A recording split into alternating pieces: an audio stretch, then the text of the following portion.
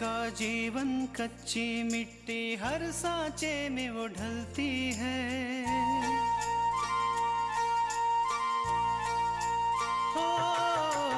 उसका जीवन कच्ची मिट्टी हर सांचे में वो ढलती है। देती है जग को जियारा, खुद बाती बन जलती है।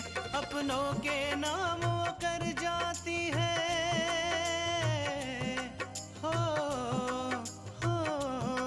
अपनों के नाम वो कर जाती है। सारा जीवन अपना बन के बेटी भाभी माँ वो सच कर दे हर सपना। सुकन्या सुकन्या सुकन्या हमारी बेटियाँ। अपूर्व, पिछली सब बातें भूल जाइए। हम भी उन सब बातों को भूल चुके हैं। भूल जाओ? कैसे भूल जाओ कृष्णा, कैसे भूल जाओ? ये तो बहुत बड़ा अनर्थ हो गया।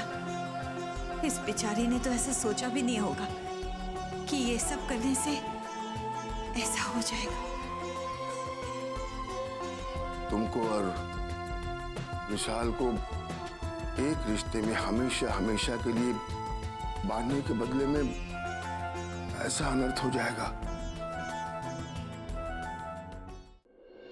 आज मुझे ऐसा लग रहा है कि मैं इस घर का हिस्सा हूं ही नहीं। इस घर में मेरा कोई वजूद ही नहीं। नहीं अपूर्व, ऐसा बिल्कुल नहीं है। ये घर भी आपका है और हम सब भी आपके अपने हैं। नहीं है ये मेरा घर। अगर ऐसी बात होती तो आप लोग मुझसे इतनी बड़ी सच्चाई नहीं छुपाते।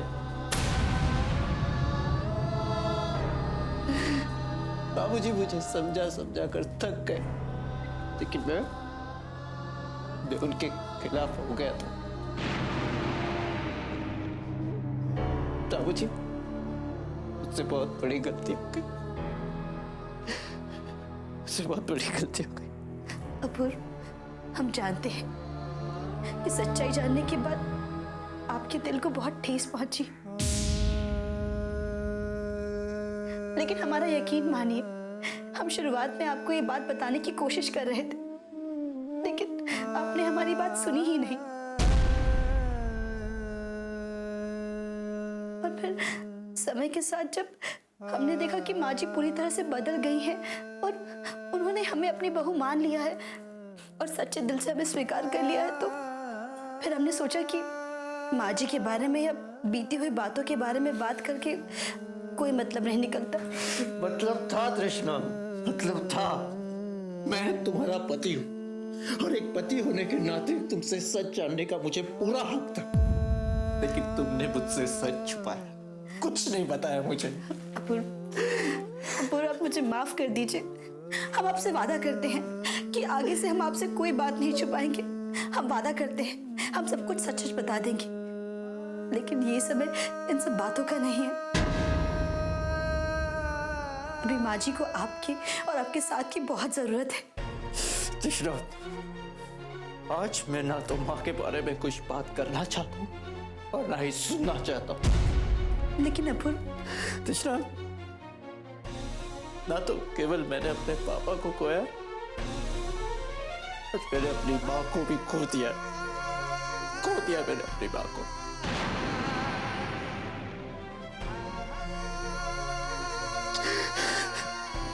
इससे ज्यादा मैं और कुछ नहीं बोलना चाहता। अपूर्व, आप ऐसा क्यों कह रहे हैं? माँ जी आपसे बहुत प्यार करती है। हाँ, मैं जानती हूँ कि माँ जी चाहती थी कि हम इस घर से बाहर निकल जाए, इस घर में ना रुके, क्योंकि उन्हें लगता था कि हम आपके काबिल नहीं हैं। लेकिन अपूर्व, इसमें भी उनका प्यार ही झलक रहा था आपके लिए। कृष्णा, जब मैं तुम्हें इतना चाहता था तो माँ को तुम में कमी ढूंढने की क्या जरूरत थी? और माँ ने तुमने क्या कमी पाई? अपूर्व, माँ जी को ऐसा लगता था कि हम आपकी तरह इतने पढ़े लिखे नहीं हैं और अपने घर से हम इतना दहेज भी लेकर नहीं आए थे। कृष्णा, माँ ने हमेशा सिर्फ अपने बारे में सोचा है। मुझे एक बात बता, क्या पैसा और पढ़ाई अपने बेटे की खुशी से भी बड़ी? माँ ने हमेशा पैसों को अहमियत दी है। कृष्ण, मैं माँ के बारे में कुछ नहीं बोलना चाहता हूँ, मैं कुछ सुनना चाहता हूँ बस। अपूर्वा, देखो कृष्ण, तुम अभी यहां से बाहर जाओ। जैसे मैं सदमे को बर्दाश्त कर लूंगा, मुझ में हिम्मत आ जाएगी, अभी बाहर आ जाओ। कृष्ण, मुझे थोड़ी देर के लिए अकेला छोड़ दो, तुम जाओ।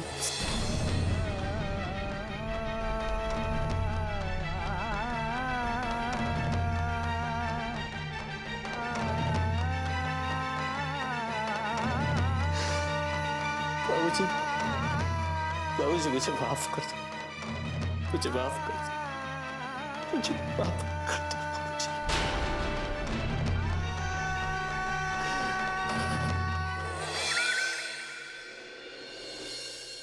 सुनिए जी, अच्छा हुआ तुम आ गई, हम तुम्ही को बुलाने वाले थे। कहिए जी। आज जब पूजा के पिताजी के देहांत के बारे में पता चला तो तुम उसे इस बात का एहसास क्यों दिला रही थी कि उसके पिताजी की मौत उसके कारण हुई? नहीं नहीं जी, हम तो सिर्फ ये कह रहे थे कि उसके इस तरह कदम उठाने से ये सब हो गया। अच्छा, लेकिन पूजा और विशाल ने जो कदम उठाया उसमें हम और अम्मा भी तो उसके साथ थे। मतलब तुम्हारे कहने का यह मतलब हुआ कि हम भी दोषी हैं। नहीं नहीं जी, हमने ऐसा तो नहीं। अपना दिमाग और अपनी जबान चलाने की जरूरत नहीं है, समझी?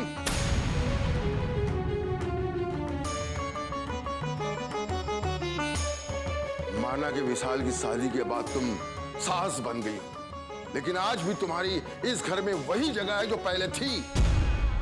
इसलिए अपनी सीमा में रहने की कोशिश करो, समझी?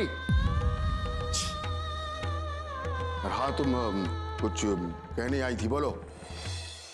जी, हम ये कह रहे थे कि अब जब पूजा इस घर का हिस्सा बन गई है तो उसके घर वाले भी हमारे रिश्तेदार हुए।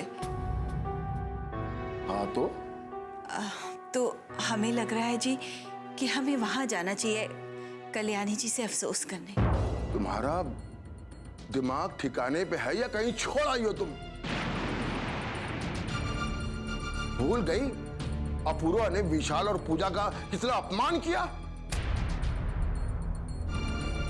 हम में से कोई भी उस घर में जाने का सोच नहीं सकता। जी, आप ठीक कह रहे हैं, लेकिन इस समय उन्हें बहुत सदमा लगा है और हमें ये सब बातें भूल जानी चाहिए। हम कभी कुछ नहीं भूलते और नहीं तुम्हें भूलने देंगे।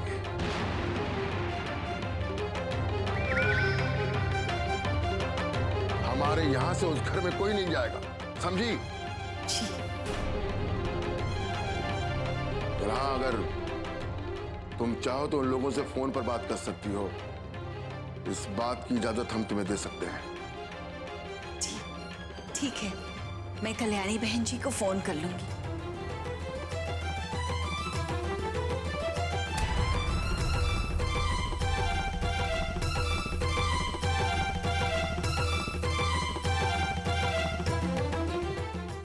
सुकन्या हमारी बेटियां,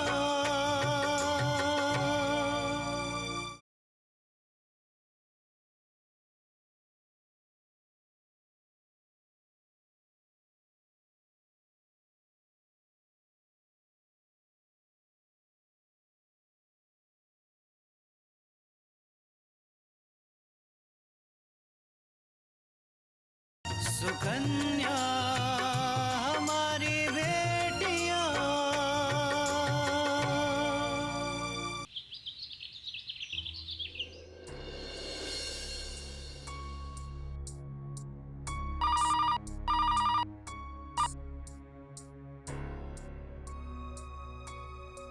हेलो, क्या क्या कह रही हो तुम तृष्णा?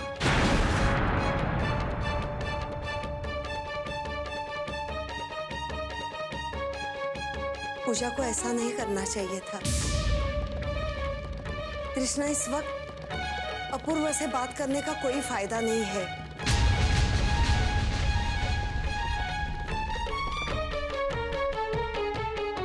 तुम बस कल्याणी बहन का ख्याल रखना, सब कुछ ठीक हो जाएगा बेटा।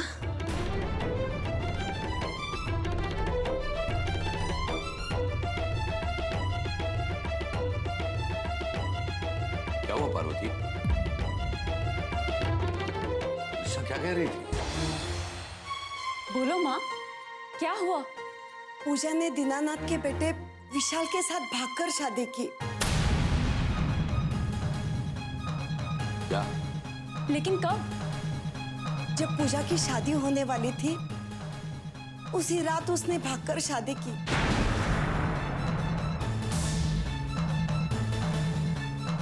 और इस सदमे से भावेश भाई साहब की मौत हो गई।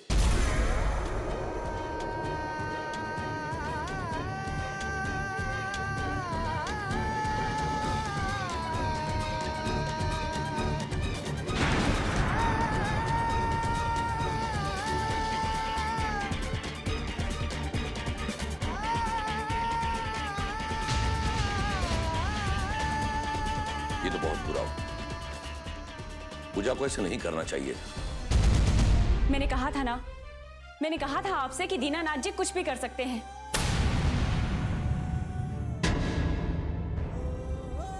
अरे जो आदमी नकली पेपर्स बनाकर बस्ती वालों की जमीन अपने नाम करा सकता है, तो वो और उसका बेटा एक लड़की को अपने जाल में नहीं फंसा सकते। और माँ, जितना मुझे विराज से उस घर के बारे में पता चला है, तो वहां दो तरह के लोग रहते हैं।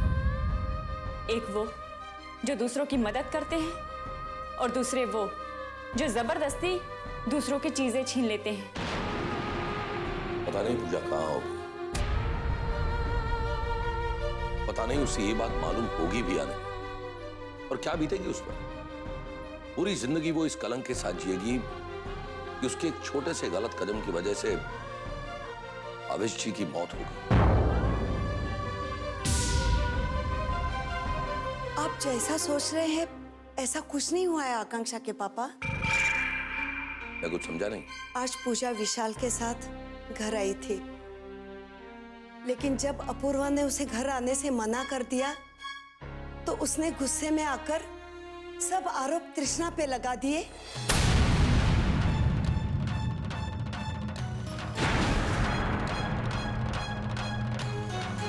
कि वो माँ को ब्लैकमेल कर रही थी, और ये जब बात भावेश जी को पता चली, तो उस सदमे से उनकी मौत हो गई।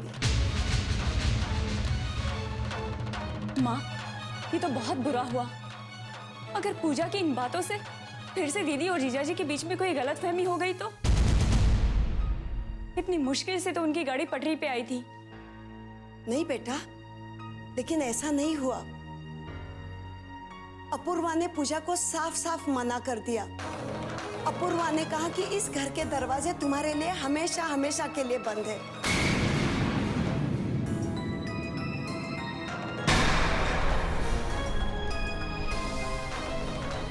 और जब पूजा वहां से चली गई, उसने तृष्णा से सब जानने की कोशिश की, लेकिन जब तृष्णा ने कुछ भी कहने से मना कर दिया, तो कल्याणी बहन ने सब कुछ सच सच बता दिया।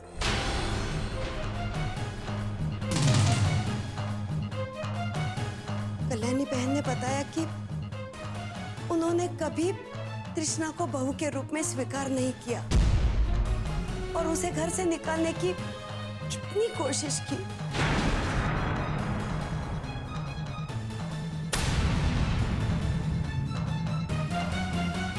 सुकन्या हमारी बेटियां,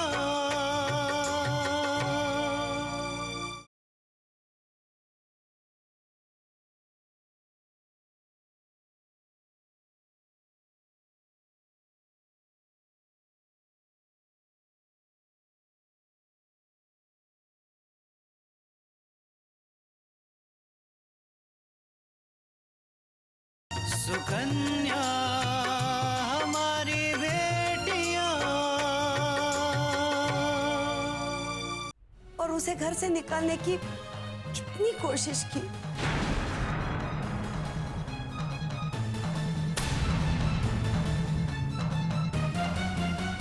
और इतना ही नहीं, उन्होंने ये भी बता दिया कि चोरी भी उन्होंने की थी और उन्होंने गलत इल्जाम तृष्णा पे लगाया।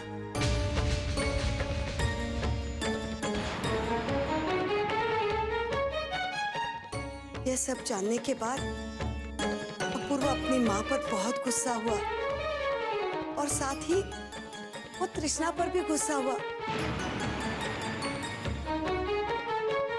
उसने तृष्णा को कहा कि ये सब बातें तुमने मुझे पहले क्यों नहीं बताई।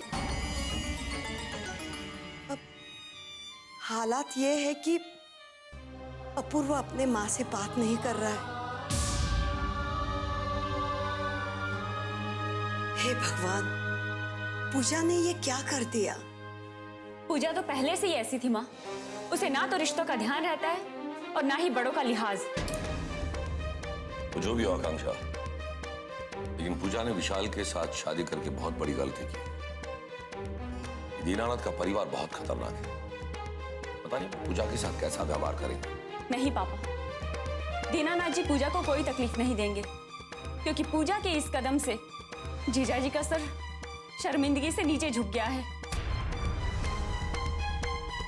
हमें किसी के बारे में बुरा नहीं सोचना चाहिए। उसके साथ जो होगा वो उसका नसीब होगा।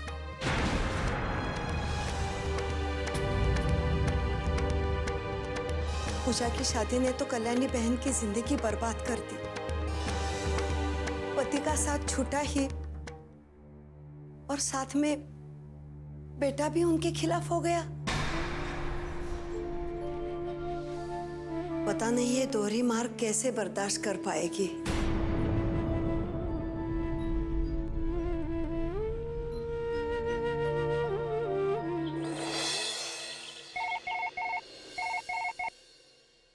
हेलो, क्या मैं कल्याणी बहन जी से बात कर सकती हूँ? जी आप कौन? मैं शकुंतला बोल रही हूँ, विशाल की माँ। नमस्ते आंटी। नमस्ते। हम तृष्णा बोल रहे हैं, अभी फोन देते हैं। माँ जी,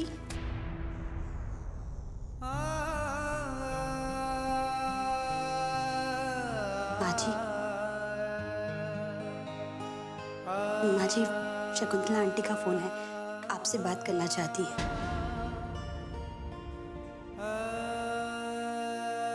हम किचन का काम कर कर आते हैं।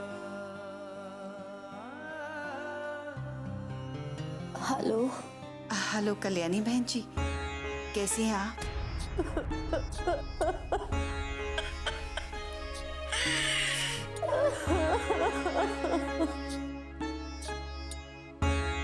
रोइए मत बहन जी, भगवान के लिखे को कौन टाल सकता है। हाँ बहन, क्या करूं, मन मानता ही नहीं है। हंसता खेलता हुआ आदमी आंखों के सामने से चला जाए तो कैसे समझाऊं अपने आप को।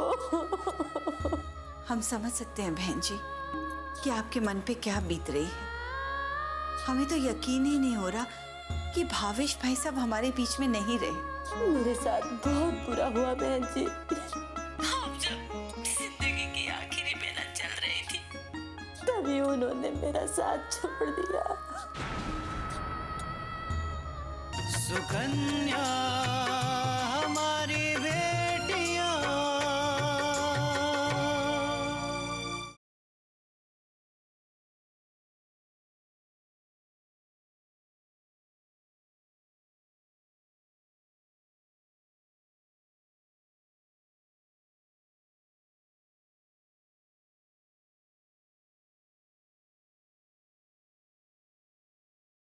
सुकन्या हमारी बेटियां।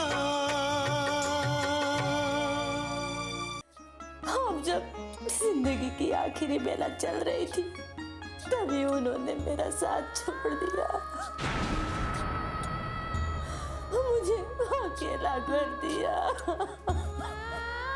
आप अकेली नहीं हैं बहन जी, हम सब हैं आपके साथ। और सबसे बड़ी बात तो आपका बेटा अपूर्व है आपके साथ। आप तो बस धीरज बनाए रखिए बहन जी। बहन जी, पूजा कैसी है? बहुत दुखी है बेचारी, लेकिन आप उसकी चिंता ना कीजिए, हम सब उसका ध्यान अच्छे से रखेंगे। मुझे पूरा भरोसा है बहन जी कि आप पूजा का ख्याल रखेंगी, उसे अपनी बेटी की तरह समझेंगी। लेकिन आपसे एक प्रार्थना है। कहिए ना बहन जी, क्या कहना चाहती हैं आप? अगर पूजा से कोई भी गलती हो, आप उसे बेटी समझ के माफ कर दीजिएगा। वो अभी बहुत नादान है। हमारे लिए पूजा और रागनी में कोई फर्क नहीं है बहन जी, आप बिल्कुल चिंता मत करें। पूजा हमारी बेटी है और मैं उसे हमेशा बेटी की तरह प्यार दूंगी। अच्छा हुआ बहन जी कि आपसे बात हो गई, मेरा मन भी थोड़ा हल्का हो गया और पूजा की चिंता भी कम हो गई। मैं आपको फोन करती रहूंगी बहन जी, और आप बिल्कुल फिक्र मत कीजिए, बस अपना ख्याल रखिए। जी, नमस्ते। नमस्ते।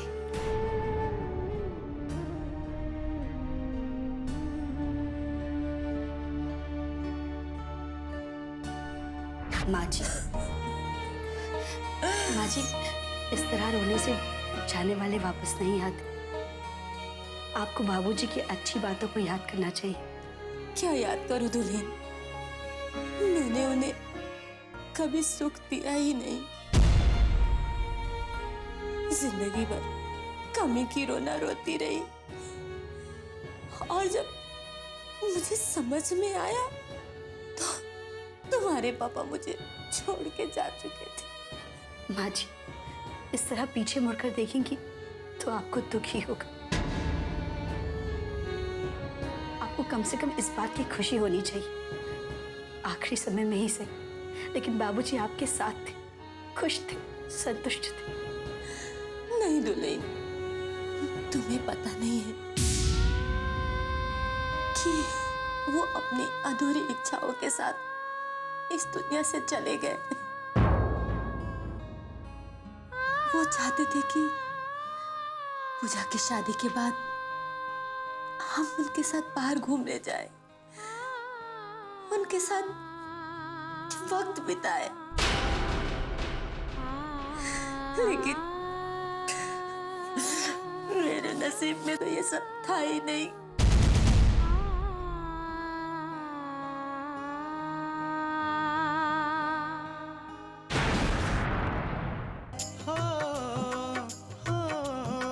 अपनों के नाम वो कर जाती है सारा जीवन अपना, बन के बेटी भाभी माँ वो सच कर दे हर सपना। सुकन्या सुकन्या सुकन्या